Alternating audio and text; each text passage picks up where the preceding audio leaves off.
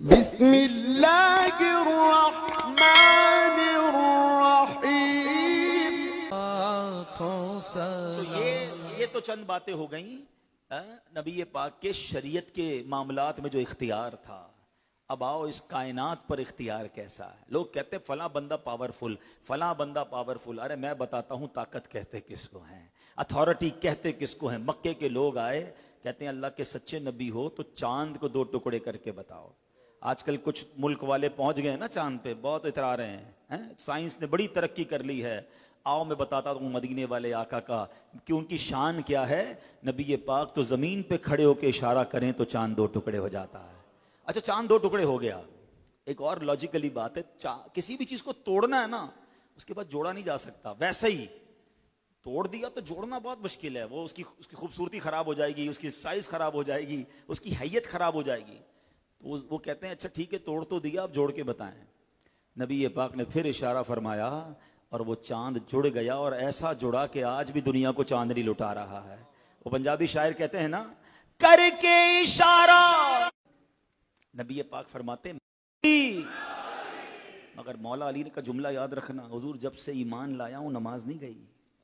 ہم میں سے کتنوں کی نمازیں قضا ہو رہی ہیں اس کا خیال نہیں ہے، مگر دیکھو نبی پاک نے کیا کمال دکھایا۔ میرے آقا کی شان دیکھو۔ دنیا نے آج تک یہ تو دیکھا تھا کہ عصر کے بعد مغرب کا وقت ہی ہوتا ہے اور مغرب کے بعد عشاء کا وقت ہوتا ہے، مگر نبی پاک نے ہاتھ اٹھائے اللہ کی بارگاہ میں دعا کی، اے اللہ، اے رب کریم، علی تیری اور تیرے نبی کی فرما برداری میں مصروف تھا، سورج کو واپس لوٹا دے۔ مغرب کے بعد عشاء نہیں، مغرب کے بعد پھر عصر ہوتی ہے، مولا علی نماز ادا کر لیتے ہیں۔ کتنی بڑی شان ہے میرے آقا کی۔ اور نبی پاک کا اتھارٹی دیکھے اس کائنات پر کہ سورج کبھی اپنی رفتار کو نہیں چینج کرتا۔ ہمیں پتا ہے 6:12 پہ مغرب ہے تو مغرب ہوگی، اس کی رفتار سب کو معلوم ہے، روزانہ ہمیں نمازوں کے ٹائمنگ اس کے معلوم ہے، مگر میرے آقا کی دعا نے اس پورے ٹائم ٹیبل کو چینج کر دیا۔ مغرب کے بعد پھر عصر کا وقت ہوتا ہے۔ اللہ اکبر، یہ کمال ہے جناب رسول اللہ صلی اللہ تعالی علیہ وسلم کا۔ جہاں یہ معجزہ سیکھنے کو ملا نا، نبی پاک کی شان پتہ چلی، وہاں مولا علی کا ڈیسیشن تو دیکھو۔ یہ ایک الگ کہانی ہے، اس کو سمجھانا چاہ رہا ہوں میں کہ مولا علی کا یہ فیصلہ کیا تھا۔ نماز اللہ کی بارگاہ میں فرض ہے، مگر رسول پاک کے آرام میں خلل نہیں آنے دیا۔ ایسا ہی ایک فیصلہ حضرت ابوبکر صدیق نے بھی کیا تھا۔ چلتے ہیں غار ثور میں، خدا کی قسم، مولا حضرت ابوبکر کی جو وہ نیکی ہے نا، حضرت عمر سے پوچھو، حضرت عمر سے پوچھو، وہ کہتے ہیں میری ساری زندگی کی نیکیاں ایک طرف، ابوبکر کی غار ثور والی نیکی ایک طرف۔ جو انہوں نے نبی پاک کے ساتھ وقت گزارا نا، وہ ان کی زندگی کی معراج تھی۔ اور پتہ ہے وہ ان کو یہ سعادت کیوں ملی؟ بہت ساری وجوہات ہوں گی، مگر ان سے پوچھا گیا تھا کہ آپ کی زندگی کی سب سے بڑی 3 خواہشات کون سی ہیں؟ اے بحریہ ٹاؤن میں میرا بیان سننے والوں، اگر میں آپ سے پوچھوں آپ کی زندگی کی سب سے بڑی خواہشات کون سی ہیں، تو کوئی کہے گا یار بحریہ ٹاؤن میں ذرا بڑا سا گھر مل جائے، ایک اچھی سی گاڑی مل جائے، فلاں ملک کا ویزا مل جائے، کسی کو کچھ چاہیے، کسی کو کچھ چاہیے۔ پوچھو صدیق اکبر سے آپ کو کیا چاہیے، سنو ان کی 3 خواہشیں کیا ہیں۔ اللہ صدیق اکبر کے صدقے نبی پاک سے سچا عشق عطا فرما دے۔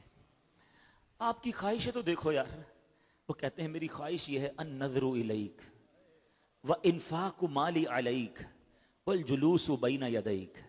میں ترجمہ بعد میں بتاؤں گا یار، پہلے اس الفاظ کی خوبصورتی تو دیکھو یار۔ عاشق اس کو کہتے ہیں النظر الیک۔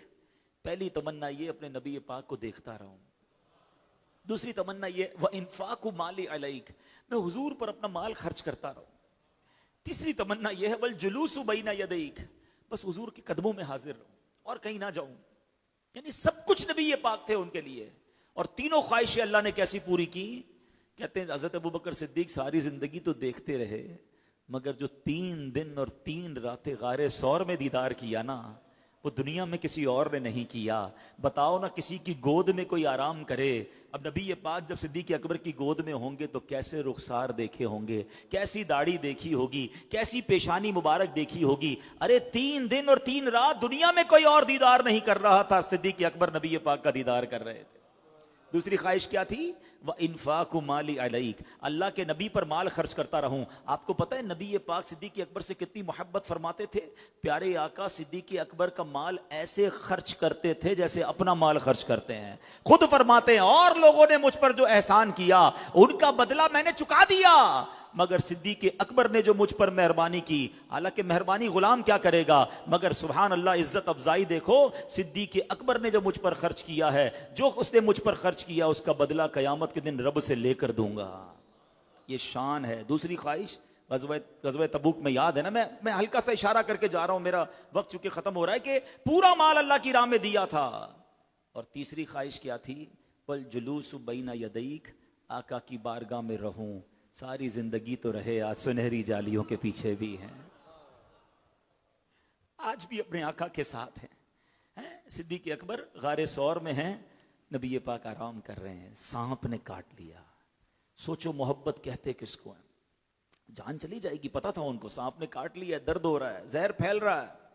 عقل تو کہتی ہے نبی پاک سے عرض کر دیتے حضور تھوڑا سا بیدار ہو جائیں، پھر مجھے سانپ نے کاٹ لیا. نہیں، صدیق اکبر کے عشق نے کہا جان جاتی ہے تو جائے، نبی پاک کے آرام میں خلل نہیں ہونا چاہیے. مگر انسان تھے نا، درد ہوا، آنکھوں سے آنسو نکلے، پیارے آقا کے رخسار پر آنسو گرے، نبی پاک کی آنکھیں کھولی. ابو بکر کیوں رو رہے ہو؟ کہ حضور سانپ نے کاٹ لیا ہے.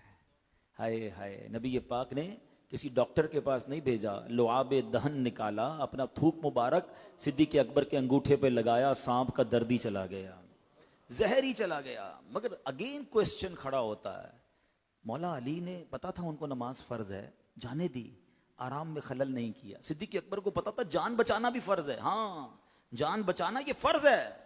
صدیق اکبر نے کہا جان جاتی ہے تو جائے، نبی پاک کے آرام میں خلل نہیں آنا چاہیے. یہ دونوں واقعات ایکچولی کچھ سکھا رہے ہیں. یہ سمجھ لو آج میرے بیان کا موضوع ہے، یہ میرا آج کا میسج ہے. یہ دونوں کیا سکھا رہے ہیں؟ جب مسئلہ سمجھنا ہے نا، عشق کی گتھی سلجھے نا، تو بریلی کے تاجدار حل فرما دیتے ہیں. آؤ چلتے ہیں اعلیٰ حضرت کی بارگاہ میں. آپ بتائیے یہ دونوں واقعات کیا سکھا رہے ہیں؟ یہ کیوں دونوں نے فرض چھوڑ دیا؟ اعلیٰ حضرت نے سبحان اللہ اپنے اشعار کے ذریعے کیا سمجھایا؟